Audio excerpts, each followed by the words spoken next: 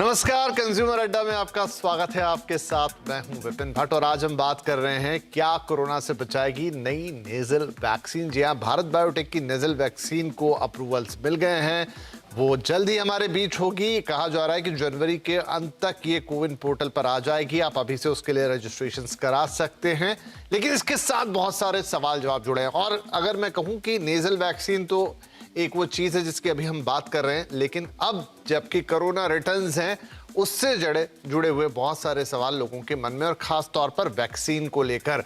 मान लीजिए कि आपके 2 वैक्सीनेशन हो चुके हैं, तो चलिए ठीक है, आपको बूस्टर लेना है, लेकिन बहुत सारे लोग ये सवाल पूछ रहे हैं कि जिन्हें बूस्टर भी लग चुका है 3-4 महीने पहले या 5 महीने पहले, क्या उन्हें आगे किसी और बूस्टर की जरूरत है, किसी और वैक्सीन की जरूरत है? वो एंटीबॉडीज उनके शरीर में क्या अब तक होंगी? क्या कोरोना के किसी नए वेरिएंट के लिए कारगर होंगी? क्या अगर उन्हें बूस्टर लगाए तो भी वो नेजल वैक्सीन ले सकते हैं? या नेजल वैक्सीन लेने वाले कौन लोग होंगे?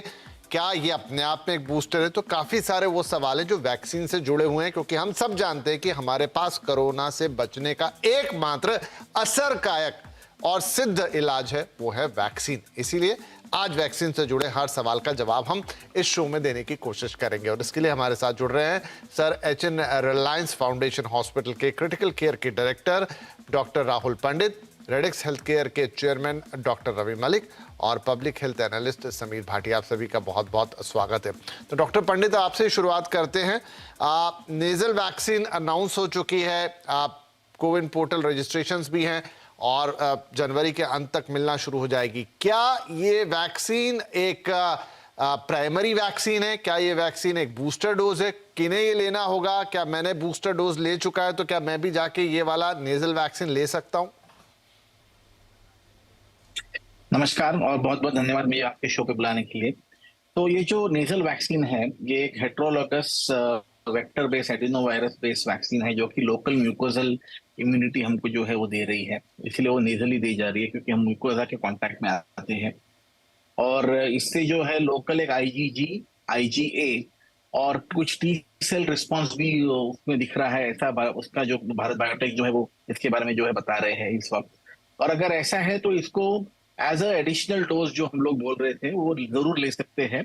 और उसका कोविन पोर्टल पे जो है वैक्सीनेशन की शेड्यूल भी आने वाली है, जो अभी उसका शुरुआत हो गया है पूरा उसको वैक्सीनेशन शेड्यूल में डालने के लिए। तो एज अ एडिशनल डोज जो हम लोग बोल रहे हैं वो डेफिनेटली लिया जा सकता है ये। और इसका जो जैसे जैसे हमारे पास रियल लाइफ डेटा आएगा, जैसे कि हर वैक्सीन के पहले के हमारे कोविशील्ड कोवैक्सीन का जो डेटा आते गया, हम उसके बारे में ज्यादा जानकारी समझते गए। तो जैसे नेजल वैक्सीन के बारे में भी हमें जो है आगे जाकर ज्यादा जानकारी मिलेगी। और डेफिनेटली ये एक ऐसा रूट है जो कि ऑलरेडी एस्टैब्लिश रूट है इंट्रानेजल, जहाँ पे वैक्सीनेशन दिया जाता है, दवाई दी जा चुकी है।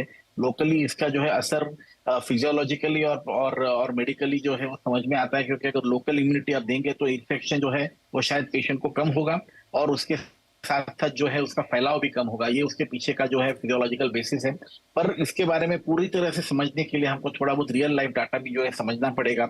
इसके जो जैसे जैसे पेपर्स बाहर आएंगे साइंटिफिक जर्नल्स में, तो हम इसके बारे में बता पाएंगे कि इसके बारे में और हम क्या जानना चाहते हैं करके। तो डॉक्टर साहब, एक बार मैं फिर से क्लियर करना चाहूंगा कि क्या आप जो कह रहे हैं, मतलब अगर मुझे बूस्टर, मैंने 3 टीके लगवा रखे हैं, तो भी चौथे टीके के तौर पर मैं ले सकता हूं, या फिर मुझे 2 टीके लगे और मेरा बूस्टर ड्यू है तो ये मुझे मिलेगी? क्योंकि मिलेगी तो ये मुझे कोविन के थ्रू ही।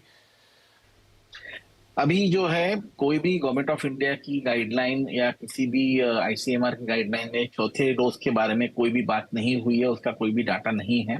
तो मेरे ख्याल से ये जो है वो एडिशनल डोज जो हम लोग जिन्होंने की अभी तक ली नहीं होगी उनके लिए ओके। हाँ, ये क्लियरिटी मुझे आपसे चाहिए थी कि ये मिलेगी किसे। ठीक है डॉक्टर मलिक, इस वैक्सीन के बारे में ये भी कहा जा रहा है कि इससे दवे ये आपको दी जाएगी, नेजल ड्रॉप होंगे, 2-2 ड्रॉप दोनों नाक में जाएंगे, और जैसा डॉक्टर साहब भी अभी कह रहे थे। लेकिन एक चीज जो मैं पढ़ रहा था वो है कि ये कुछ इस तरीके से काम करेगी कि आपके दूसरे अंगों को भी कोरोना वायरस से बचाएगी। जो हमने अभी रिसेंटली देखा कि जिन्हें लॉन्ग कोविड हुए, कहीं उनका दिल, गुर्दा, बहुत सारी चीजों पे इंपैक्ट आया, कई केसेस सुनने में आए। तो क्या ये वैक्सीन इस तरह से काम करने वाली है? देखिए, कोविड वायरस जो है, कोरोना वायरस जो है, वो हमारे नाक से अंदर जाता है, लंग्स में जाता है और सारे ऑर्गन्स को इफेक्ट करता है।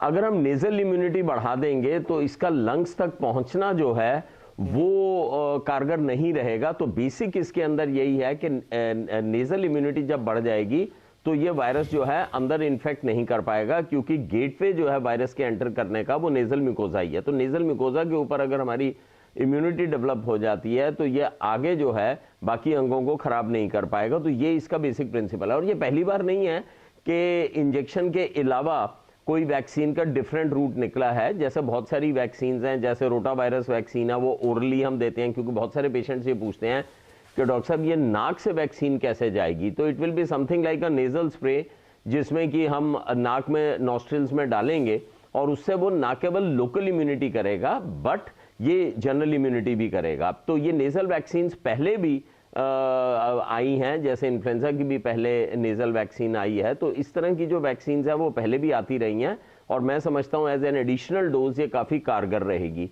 लोगों के माइंड में तरह तरह की चीज़ें हैं, क्योंकि खासकर जिन्होंने बूस्टर ले लिया वो अब क्या करें, इस तरह के सवाल भी बहुत आ रहे हैं। लेकिन अभी तक कोई ऐसे एग्जैक्ट दिशा निर्देश नहीं आए हैं कि जिन्होंने बूस्टर लगवा रखा है उन्हें नेक्स्ट बूस्टर अभी कब लगना है।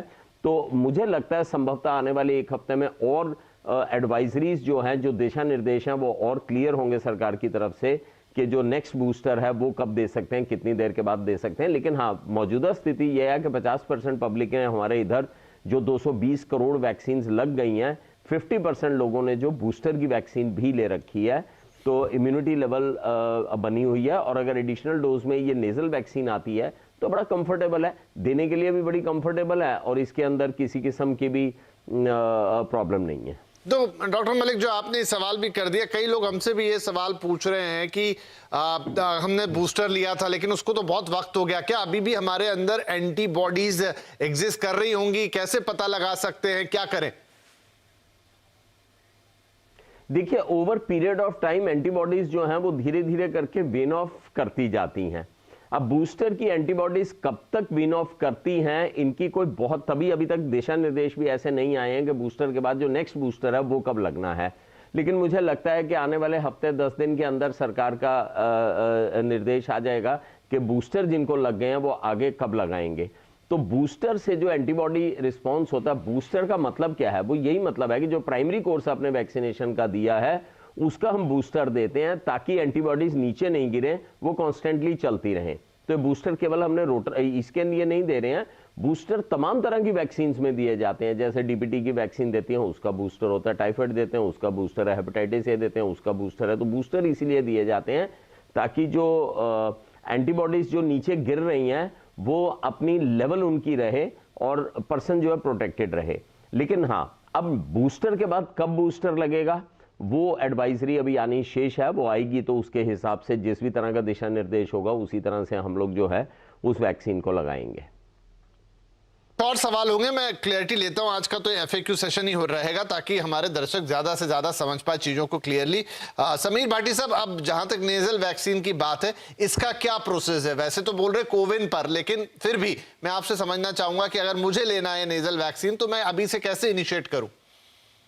बिल्कुल बिल्कुल, देखिए अभी जिस तरह से हम नेजल को एक और एज अ बूस्टर शॉट की बात कर रहे हैं प्रिकॉशन डोज की, तो ये दोनों तरह से ही दी जाएगी, एज अ प्रिकॉशन डोज या आपकी प्राइमरी डोज भी। जैसे लगभग 9% लोग हैं जिन्होंने तो वैक्सीन ही नहीं दिया, अपनी प्राइमरी वैक्सीनेशन का कोर्स ही नहीं किया, तो वो अपनी दोनों डोज के लिए जिस तरह से हम नॉर्मल कोर्स में करते हैं उसी तरह से दोनों डोज होगी और इसका एक स्पेसिफिक इंटरवल होगा, वही 28 डेज का। तो फर्स्ट डोज और सेकेंड डोज। तो एक तो वो वाला ग्रुप हो गया आपका जो जिनको वैक्सीन सिरिंज वाला नीडल वाला फोबिया है उन लोगों का। और दूसरा जिस तरह से अभी हमारे पास भी काफी सारी इसी के लिए इंक्वायरीज आ रही है एज अ बूस्टर के लिए, तो कोवैक्सीन के हमारे लगभग 10% के करीब लोग जिन्होंने कोवैक्सीन ली थी और 90% लोगों ने कोविशील्ड ली थी, तो उनके लिए भी एज अ बूस्टर ये इस्तेमाल की जाएगी। प्लस में एक बूस्टर और भी, जैसे हमने कॉर्बावैक्स को भी एज अ बूस्टर दिया जा रहा है, पर फिलहाल अभी लोग प्रेफर कर रहे हैं कि जिन्होंने कोवैक्सीन लिए वो कोवैक्सीन का ही बूस्टर ले रहे हैं या फिर वो नेजल वैक्सीन के लिए इंक्वायरी कर रहे हैं। पर इसका भी उसी तरह से प्रोसेस सारा वही सेम रहेगा हमारा। कोविन के ऊपर जिस तरह से हम रजिस्टर्ड करते हैं या वॉक इन जैसे पेशेंट आता है उस तरह से वॉक इन आके उनका बूस्टर डोज जैसे ड्यू है कि आपका जो सेकेंड डोज लगी थी उसके 6 मंथ के बाद आप बूस्टर के लिए एलिजिबल हैं, तो आप वॉक इन आ सकते हैं किसी भी सेंटर में और जैसे ही अभी हमें ऑर्डर इसका आई थिंक जनवरी के सेकेंड वीक के अंदर हम इसका ऑर्डर प्लेस करेंगे और जनवरी के एंड तक ये फाइनली हम लोगों को अवेलेबल हो जाएगी। तो उसके बाद फिर प्रोसेस बूस्टर के लिए इसका सेम ही रहेगा। ठीक है, दर्शकों को बता दूं कि 325 रुपए आपको सरकारी संस्थानों में इसकी कीमत चुकानी होगी और करीब 800 रुपए प्राइवेट सेंटर्स पे ही आपको मिलेगी। और आप अभी से कोविन पर इसके लिए रजिस्टर कर सकते हैं। डॉक्टर पंडित, तो ये जो पूरा वैक्सीनेशन का ड्राइव है, क्या अगर हम मतलब अलग अलग थ्योरीज है, देखिए अब फिर से कोरोना ने स्ट्राइक कर दिया है। आप माना ये जा रहा है कि चाइना में जो है वो सिर्फ इसलिए इतना फैल रहा है कि उन्होंने आइसोलेशन की पॉलिसी को एक समय में बहुत बढ़ावा दिया। वैक्सीनेशन की खबरें वहां से जरूर आती थी, लेकिन बहुत सारी पब्लिक अभी भी वैक्सीनेटेड नहीं है और यही रीजन है कि वो नए लोग पकड़ में आ रहे हैं। क्या इंडिया की स्थिति, क्योंकि मेजॉरिटी ऑफ पॉपुलेशन को एक डोज तो लगाई है, बहुतों को 2 है, चलिए बूस्टर अभी भी उतने लोगों ने नहीं लिया, लेकिन वो 2 डोज लग के भी पॉपुलेशन में जिसे कहें कम्युनिटी इम्यूनिटी आ गई है। क्या यही चीज है जिसने हमें बचाया है? क्या थ्योरीज है? डेफिनेटली आप जैसा कह रहे हैं कि हमारे देश की जो स्थिति है वो थोड़ी बहुत डिफरेंट है। तो इसके कारण 2-3 कारण है। सबसे पहला तो कारण आपने जैसे बताया कि हमारा वैक्सीनेशन ड्राइव जो है वो फर्स्ट डोज और सेकेंड डोज का बहुत ही अच्छा हुआ है, बहुत ही अच्छा हुआ है। बूस्टर या एडिशनल डोज जो था वो हमने प्रिकॉशनरी डोज इतना ज्यादा नहीं लिया है पॉपुलेशन ने। सेकेंडली हमारे पास एक नेचुरल इम्यूनिटी, बिकॉज बहुत सारे लोगों को जो है कोविड होके गया, तो एक नेचुरल इम्यूनिटी भी आई है। उसकी वजह से हाइब्रिड इम्यूनिटी का जो कॉन्सेप्ट है वो भी काफी तरह से पकड़ा हुआ है कि शायद हमारे पास हाइब्रिड इम्यूनिटी पॉपुलेशन में बहुत ज्यादा है। हमको इसके बारे में पूरी तरह से खबर नहीं, क्योंकि हमने जो है मेरे ख्याल से इसका हमें जो है एक सर्वे करना चाहिए कि कितनी इम्यूनिटी हमारे पॉपुलेशन में एक्चुअली है इस वक्त। उससे हमको थोड़ा बहुत जो है संदेशा मिल जाएगा कि नहीं, हमारे पास अच्छी इम्यूनिटी है इस वक्त, हम लोग ज्यादा चिंता करने की जरूरत नहीं है। और अगर यही जो ओमाइक्रॉन का जो वेरिएंट अभी चाइना में जो दिख रहा है, अगर वही वेरिएंट आता है तो शायद हम ये अज्यूम कर सकते हैं कि हमारे पास थोड़ी बहुत इसकी इम्यूनिटी है। पर वैक्सीनेशन प्रोग्राम के ऊपर ढील नहीं देनी चाहिए, इसमें कोई डाउट नहीं है। अगर पूरी तरह से एक नया ये आता है, वेरिएंट आता है, तो उसके क्या कैरेक्टरिस्टिक्स होंगे, उसके क्या वो कैसे डिटेक्ट होगा, उसका क्या सिम्टम्स होंगे, ये बताना बहुत मुश्किल है, क्योंकि वायरस तो रोज म्यूटेट कर रहा है। और हम ये सिर्फ प्रे कर रहे हैं कि वायरस जो है म्यूटेट करे, पर माइल्डर फॉर्म में म्यूटेट करे, लेस विरुलेंट हो। पर इसके बारे में जो है कोई ऐसी 100% कोई चीज कोई नहीं कह सकता, कोई इंसान नहीं कह सकता। तो हमें जो है नॉर्मल प्रिकॉशंस रखने चाहिए। मैं खुद की बात करता हूँ, मैं खुद के प्रिकॉशंस की बात करता हूँ, तो मैंने अपनी अभी जो 2 साल से कोविड है या नहीं है, मास्क को मैंने अपनी हेल्थ हैबिट बना ली है। जब भी मैं हॉस्पिटल में जाता हूँ, मैं भीड़ के जगहों में जाता हूँ, मैं अपना मास्क पहन लेता हूँ, मैं अपने आप को प्रोटेक्ट करने की कोशिश करता हूँ। आई थिंक हर इंसान ने अगर अपने ऊपर ये थोड़ी सी जिम्मेदारी ले ली कि मैं खुद को प्रोटेक्ट करूंगा, और प्रोटेक्ट ऐसा है कि नॉर्मल, मैं ये नहीं बोल रहा हूँ कि आप 24 घंटा मास्क पहन के घूमो। आप ऐसी जगह पे अगर जा रहे हो जहां आपको थोड़ा डर लग रहा है कि संक्रमण हो सकता है, तो आप खुद को प्रोटेक्ट कर सकते हो। मास्क और वैक्सीन, ये 2 जो चीजें हैं वो हमको जो है इन्फेक्शन से बचाएगी। जी, ठीक है। डॉक्टर मलिक, अब नए वेरिएंट के कुछ केसेस तो हिंदुस्तान में मिल गए हैं जो रिपोर्ट हो रहे हैं। न्यू ईयर भी है, क्रिसमस अभी गया, क्या ये खतरा हमारे देश में भी रहेगा? हमने पहले भी देखा है कि शुरुआत बहुत छोटे से हुई, लेकिन फिर वो एक बड़ा विस्फोट जैसा होता है और फिर स्थिति थोड़ी सी कंट्रोल के बाहर जाती। क्या इस बार भी ऐसा होने के चांसेस हैं, या फिर चूंकि हम वैक्सीनेटेड हैं, हो सकता है बहुत सारे लोगों को कोरोना हो और वो सर्दी खांसी के तौर पे होके निकल जाए? देखिए, ऐसा है, अगर हम कोविड की हिस्ट्री में जाते हैं, क्योंकि पेंडेमिक्स अपनी हिस्ट्री के हिसाब से चलते हैं, अगर हम हिस्ट्री में जाते हैं तो होता यह है कि पहले ये विदेशों में आता है और धीरे धीरे करके हमारे देश में आता है और उसके बाद में फैलता है। अगर हम विदेशों की बात करें, यूएसए की बात करें, यूके की बात करें, तो अभी भी वहां पर बहुत ज़्यादा केसेस हो रहे हैं। उनकी पॉपुलेशन हमसे बहुत कम है, लेकिन उसके अनुपात में केसेस अभी भी यूएस में, यूके में, फ्रांस में अभी भी केसेस वहां पर काफ़ी हो रहे हैं। तो संभवतः हो सकता है कि कोविड हमारे देश में भी आए, क्योंकि ये किसी भी किस्म के इंटरनेशनल बॉर्डर को रिस्पेक्ट नहीं देता, तो हमारे देश में भी आने की पूरी संभावना है।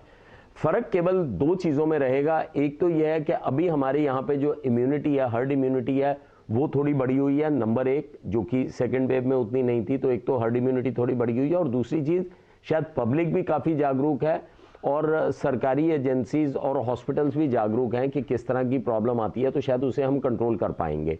लेकिन हाँ, अगर हम ये कहें कि हम बिल्कुल इम्यून हैं, ये बीमारी हमारे देश में नहीं आ सकती है या ये हमारे यहाँ पर नहीं आएगी, ऐसा नहीं है। पेंडेमिक जाएगा तो पूरे विश्व से जाएगा। जब तक ये किसी भी देश में चल रहा है, खतरा बना रहेगा दूसरे देशों में फैलने का, क्योंकि हम सब एक ह्यूमन चेन के साथ में बंधे हुए हैं और उस चेन के अंदर जरा सा भी कहीं पे वो होगा तो ये बढ़ जाएगी। ये पहली चीज हुई। दूसरा, जहां तक इम्यूनिटी का तल्लक है, डेफिनेटली हमारे देश ने 220 करोड़ वैक्सीन दी हैं, इम्यूनिटी वैक्सीन की हैं, लेकिन हमें सिर्फ इसके कॉन्फिडेंस में रहना नहीं चाहिए, क्योंकि कई बार वायरस अपना रूप प्रतिरूप भी बदल सकता है और उसको बदलने के साथ में हो सकता है कि वैक्सीन उतनी ज्यादा इफेक्टिव ना रहे एक पर्टिकुलर स्ट्रेन के लिए। तो हमें ज्यादा से ज्यादा डिपेंड करना चाहिए मास्क के ऊपर, अपनी हैंड हाइजीन के ऊपर, सोशल डिस्टेंसिंग के ऊपर, इन सब चीजों के ऊपर ज्यादा से ज्यादा डिपेंड करना चाहिए। मैं डॉक्टर साहब से बिल्कुल एग्री करता हूं कि इन्होंने मास्क जो है वो 2 साल से छोड़ा नहीं है, पहना एज ए हेल्थ हैबिट है। तो मैं सबको सजेस्ट करूंगा कि जहां पर तक हो सके मास्क को एक हेल्थ हैबिट बना के ही आप चलिए, क्योंकि ना केवल ये कोविड से हमारे को प्रिवेंशन देता है, अगर आप देखिए ट्यूबरकुलोसिस, जितनी भी रेस्पिरेटरी बीमारियां, उनसे भी हमें प्रोटेक्शन देता है और कुछ ना कुछ पॉल्यूशन से भी प्रोटेक्शन देता है। तो मास्क को एक हमें जीवन शैली बना लेना चाहिए। केवल और केवल इस चीज पे हम डिपेंड करें कि हाँ हम वैक्सीनेटेड हैं, हमारा कुछ नहीं हो सकता या हमारे देश में नहीं आ सकता, वो मुझे लगता है कि ये थोड़ा भ्रमित रहना होगा। अपने पूरी शक्ति और समर्थ के साथ में हमारे को इस बीमारी से बचाव के सारे तरीके ढूंढ लेने चाहिए और तभी हम लोग जो है सेफ रह पाएंगे। चलिए, तो अब हम ऐसे मुगालते में नहीं रह सकते कि हमारे देश में वैक्सीनेशन हुआ, अच्छी बात है, उससे हमें प्रोटेक्शन भी मिल रहा है, लेकिन यहाँ पर कुछ होगा ही नहीं, ये गलतफहमी नहीं पाली जा सकती। और जैसा हमारे दोनों पैनलिस्ट या तीनों ही पैनलिस्ट कह रहे हैं कि आपको जो बेसिक चीज़ें हैं, मास्क, हैंड हाइजीन, इन सब का तो पालन अगर आप करते रहें तो कोई प्रॉब्लम है ही नहीं। तो चलिए एक छोटा ब्रेक लेते हैं। ब्रेक के बाद कुछ और अहम सवाल रहेंगे, मसलन कि क्या अब जब ये वायरस मौजूद ही है और कहा जा रहा है कि ये तो हमेशा एग्जिस्ट करेगा, सिर्फ माइल्ड हो जाएगा, तो क्या इसके वैक्सीनेशन को परमानेंट कर देना चाहिए? जैसे बाकी चीजों के वैक्सीनेशन हमें थ्रू आउट लगते रहते हैं, लाइफ टाइम या बचपन से लगते हैं, उस तरह की चीजें ये हो जाएंगी। कैसे निपटेंगे हम इससे? और हाल फिलहाल के लिए क्या और कुछ चीजें हम कर सकते हैं अपनी इम्यूनिटी को बेहतर बनाने के लिए, जैसे पहले भी हमने किया है? क्या वो भी वक्त आ चुका है? छोटा ब्रेक, बातचीत जारी रहेगी। Welcome back. आज बात हो रही है थोड़ी वैक्सीनेशन के ऊपर, खासतौर पर नेजल वैक्सीन की। हम बात कर रहे थे कि वो कोरोना से बचाने के लिए एक नई वैक्सीन आ रही है, लेकिन ओवरऑल वैक्सीनेशन पर आपके मन में जो भी सवाल है बूस्टर डोज को लेकर, अगर आपने बूस्टर नहीं लिया है तो, या बूस्टर ले लिया है तो, और चूंकि अब कोरोना रिटर्न्स है, रोज हम केसेस सुन रहे हैं और विदेशों में तो काफी हालत खराब है, तो क्या हमारे यहाँ भी आया तो हम उसके लिए तैयार हैं? खासतौर पे क्या आप तैयार हैं? चलिए बातचीत को आगे बढ़ाते हैं। समीर भाटी साहब, जहां तक वैक्सीनेशन का ताल्लुक है, कुछ खबरें हमने पढ़ी थी कि एकदम से पिछले 1-1.5 हफ्ते 2 हफ्ते के अंदर इसमें तेजी आई है, लेकिन वो नंबर कितना है और कितनी और तेजी की आपको जरूरत है अगर आप चाहते हैं कि पॉपुलेशन का एक बड़ा हिस्सा खासतौर पे बूस्टर डोज से भी इक्विप्ड हो जाए? बिल्कुल, देखिए इसमें जैसा हम बात कर रहे थे कि हमारे 28 से 30% लोग जो लगा चुके हैं, उनमें तो कई ये इंक्वायरी है कि एक उनको और सेकेंड बूस्टर मतलब 4th डोज। दूसरा एक है लोग जो अभी मतलब लगवाने आने वाले हैं, और अभी पिछले 4-5 दिनों में तो खैर वो काफी ज्यादा बढ़ी है वैक्सीनेशन, अभी तो खैर लगवा रहे हैं लोग। बट एक सर्टेन अभी भी कैटेगरी है जो काफी ज्यादा हेजिटेंट है, जैसे शुरुआती दिनों में कुछ अफवाहों को लेके अभी काफी एक ऐसी कैटेगरी है जो बिल्कुल लगवाने के लिए नहीं आ रहे हैं। तो इसमें एक चीज और भी मैं आपको ऐड ऑन करना चाहूंगा कि जैसे बाहर की हमारे पास जो रिसर्च आई है, mRNA वैक्सीन है, जिनका 6 मंथ इंटरवल के बाद और दोबारा 3 मंथ के बाद फिर से उनको 4th डोज दी गई थी, तो उनमें स्पेसिफिकली कोई विशेष फर्क नहीं देखा कि उनको कोई एक्स्ट्रा एड ऑन बूस्ट मिला हो उनकी इम्यूनिटी के अंदर, जैसा हम यहाँ पे देख रहे हैं। और हमारे पास भी ऐसे कोई रिपीटेड बूस्टर के एविडेंस नहीं आए हैं अभी तक कि जिसकी वजह से हम अपने हेल्थ केयर वर्कर या अदर जो कैटेगरी है जो ऑलरेडी ले चुके हैं 3rd बूस्टर, उनको फिर से एक और बूस्टर दें। तो फिलहाल अभी उसके ऊपर भी काम चल रहा है, जिस तरह से जो मुझे अभी एक इन्फॉर्मेशन मिली है। इसके अलावा एक बहुत बड़ी अभी भी कैटेगरी ऐसी है, जैसा मैंने आपको बताया, उनके लिए पहले से जो हम ड्राइव कर रहे थे, अवेयरनेस की जिस तरह से ड्राइव कर रहे थे, वो मुझे लगता है उसको अभी फिर और बढ़ाने की जरूरत है, तब हम जो है बूस्टर कैंपेन को और स्पीड अप कर पाएंगे। जी, तो डॉक्टर पंडित, जो लोग अभी रह गए हैं जिन्होंने किसी भी वजह से बूस्टर नहीं लगवाया था, क्या तुरंत उन्हें ये बूस्टर ले लेना चाहिए? सॉरी, सवाल मुझसे पूछा गया। डॉक्टर पंडित, मैं पूछ रहा था, बहुत सारे लोग हैं जो थोड़ा सा, या तो कई बार आपको लगता है अब चीजें नॉर्मलाइज हो रही है तो आप आलस कर जाते हैं, कभी जैसे यहाँ पे कह रहे थे समीर भाटी साहब की थोड़ा लोगों में कंफ्यूजन होता है, शक शुबा होता है, जो भी रीजन हो, लेकिन क्या now this is a high time, अगर बूस्टर नहीं लगाए तो तुरंत 24 घंटे के अंदर आप बूस्टर ले ले? देखिए 24 घंटे के अंदर बूस्टर लेके ऐसे कुछ पैनिक करने की कोई जरूरत नहीं है, बट यस अगर आप वैक्सीनेशन को जो है पूरी तरह से कंप्लीट करना चाहते हो तो इस वक्त एडिशनल डोज के लिए अगर आप एलिजिबल हो तो आप जाके प्लीज एडिशनल डोज ले लीजिए। खास तौर से वो लोग जो कि फ्रंटलाइन वर्कर्स हैं, हेल्थ केयर वर्कर्स हैं, या जिन लोगों की इम्यूनिटी में कुछ प्रॉब्लम है, या ये हाई रिस्क कैटेगरी में आते हैं, जैसे कि डायबिटीज हो, ब्लड प्रेशर हो, रीनल डिजीज हो, डायलिसिस हो, उन लोगों को जो है डेफिनेटली एडिशनल डोज जो है बूस्टर डोज जो लगवा लेना चाहिए। क्योंकि उससे हम ये तो जानते हैं कि हम इन्फेक्शन भले ही ना रोक पाए, और अगर इन्फेक्शन आपको होता है तो भी वो माइल्ड इन्फेक्शन होगा, वो जो है आपको ज्यादा तकलीफ नहीं देगा। और यही जो है वैक्सीन का मूलभूत तत्व है। हम जो है इन्फ्लुएंजा का वैक्सीन लेते हैं, H1N1 का वैक्सीन लेते हैं, हम जानते हैं कि इससे जो है हमारे वैक्सीन से शायद हमको इन्फेक्शन ना हो, ऐसा नहीं होगा, शायद इन्फेक्शन होगा, पर इन्फेक्शन जब भी होगा तभी माइल्ड होगा। तो बस कोविड का भी यही है, अगर इन्फेक्शन हुआ भी आपको प्रिकॉशनरी डोज के बाद तो भी वो माइल्ड होगा, और उससे जो हमारी जो जान बच जाएगी, ये वैक्सीन जो है लाइफ सेव करेगी। क्योंकि मेरे पास समय बिल्कुल कम रह गया, डॉक्टर मलिक क्विकली, क्योंकि आप लोग ही कहते हैं कि अब ये वायरस हमारे बीच हमेशा रहेगा, कहीं जाएगा नहीं, हो सकता है कि बस इसका जो ये विकराल रूप है धीरे धीरे हल्का पड़ जाए, सर्दी खांसी रह जाए, तो क्या अब इसकी कोई एक परमानेंट वैक्सीन भी हम आते हुए देखेंगे? जैसे बाकी वैक्सीन लेते हैं तो हर साल या 6 महीने जो भी पीरियड रहेगा आपको कोरोना का वैक्सीन लग रहा होगा? देखिए, इसके ऊपर शोध काफी चल रहे हैं। हो सकता है कोई ऐसी वैक्सीन भी निकल आए जिसके अंदर की ड्यूरेशन बहुत ज्यादा बूस्टर्स के बीच में हो। लेकिन अगर हम पुराने एक्सपीरियंस की बात करें तो बहुत सारी वायरल इलनेसेस में, जैसे इन्फ्लुएंजा है जिसे हम फ्लू कहते हैं, जो स्वाइन फ्लू को भी प्रोटेक्ट करता है, ये वैक्सीन हमारे को हर साल देनी पड़ती है। तो इसके बारे में आने वाला समय ही बताएगा कि कोई ऐसी कारगर वैक्सीन आती है जो पूरी उम्र के लिए प्रोटेक्शन दे, लेकिन मुझे लगता नहीं है संभवतः इस तरह की कोई वैक्सीन आएगी। ऐसी जरूर आ सकती है कि ड्यूरेशन थोड़ी बढ़ जाए। दूसरा मैं ये बताना चाहूंगा आपके माध्यम से कि जिनको भी अभी तक वैक्सीन नहीं लगी है और उनको सेकेंड डोज को लगे हुए 6 महीने हो गए हैं, वो तुरंत 24 घंटे नहीं, मैं डॉक्टर साहब से एग्री करता हूं, इतनी जल्दी तो नहीं, लेकिन हाँ जितनी जल्दी हो सके आप अपनी वैक्सीन लेके अपने आप को प्रोटेक्शन रेंज में रखिए। क्यों? क्योंकि वैक्सीन लगने के बाद भी उसकी प्रोटेक्शन जो है उसको समय लगता है, 4 से 6 हफ्ते लगते हैं इम्यूनिटी को डेवलप होने में। तो अगर किसी व्यक्ति ने अपने आप को बूस्टर से, खासकर कि अगर फ्रंटलाइन वर्कर्स हैं या जो डायबिटिक या कार्डियक डिजीज वगैरह के पेशेंट्स हैं, जो वल्नरेबल ग्रुप है, या जो बुजुर्ग हैं 60 साल से ऊपर हैं, उनको बूस्टर डोज अगर नहीं लगी है तो वो जल्द से जल्द लगवा लें। जैसे कि मैंने पहले भी कहा है कि बूस्टर डोज केवल 50% व्यक्तियों को लगी है, तो 50% जिनको बूस्टर डोज नहीं लगी है वो अपनी प्रोटेक्शन ले लें। और उसके बाद ऑफ कोर्स सारी जितने भी तरीके हैं बचाव के, चाहे उसके अंदर रेस्पिरेटरी हाइजीन आ गई है, आपका मास्क आ गया, सोशल डिस्टेंसिंग आ गई है, इन सबको फॉलो करना बहुत आवश्यक है। ठीक है, बिल्कुल। आई थिंक आज आप तीनों मेहमानों ने वैक्सीनेशन से रिलेटेड हर सवाल का जवाब दे दिया है, जो इस समय बड़ा मौजूद भी है, इंपॉर्टेंट भी है। एंड आई होप कि हमारे सारे दर्शकों को क्लियर होगा कि किसको क्या करना है, कौन सी वैक्सीन लेनी है, लेजर लेनी है तो क्या करना है, बूस्टर है तो क्या करना है, और अगर बूस्टर भी लग चुका है तो क्या करना है। लेकिन एक बात तो कॉमन है भाई, अपना मास्क, अपना हैंड सैनिटाइजेशन, और बेकार की भीड़ भाड़ के इलाकों से थोड़े दिन अगर बच लिया जाए तो इससे बढ़िया उपाय और कुछ नहीं होगा।